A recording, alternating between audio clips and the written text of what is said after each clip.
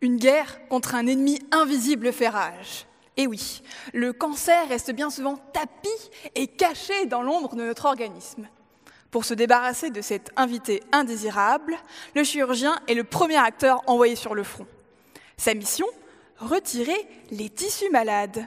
Mais cet objectif peut se révéler bien plus ardu qu'il n'y paraît. En effet, les centres des forces ennemies, à savoir la tumeur, est comme on se l'imagine, une sorte de boule, une forme assez facilement repérable, ses contours, quant à eux, ils restent tout de même assez flous. Il faut dire que les cellules cancéreuses excellent dans l'art de se fondre avec nos propres cellules.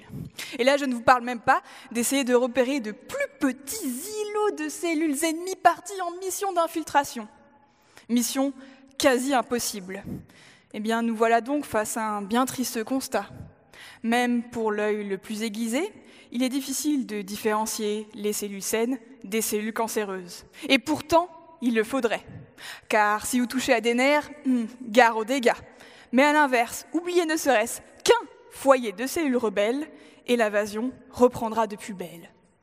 Imaginez alors comme il serait aisé de donner au chirurgien le super pouvoir de voir en couleur les zones à enlever.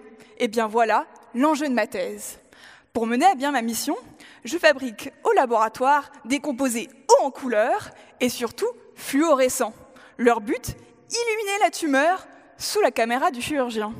Premièrement, pour révéler l'invisible, il faut que je mette au point la recette de la couleur la plus rayonnante qui soit, à savoir un composé avec d'excellentes propriétés de fluorescence. En fait, il faut que la lumière qu'il émette, on soit capable de la voir même à travers nos tissus.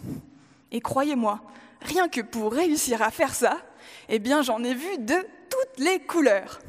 Bon, après ça, pour minimiser le nombre de victimes collatérales lors de l'acte chirurgical, il me faut aussi trouver un moyen de différencier les civils, les cellules saines, des rebelles, les cellules cancéreuses. Et malheureusement, là, il y a un hic. Mes composés, loin d'avoir la lumière à tous les étages, ils ne sont pas capables par eux-mêmes de discerner qui est de leur côté et qui ne l'est pas. En fait, injectés seuls, ils mettraient en lumière à peu près tout et n'importe quoi. Pour remédier au problème, je vais appeler en renfort les anticorps.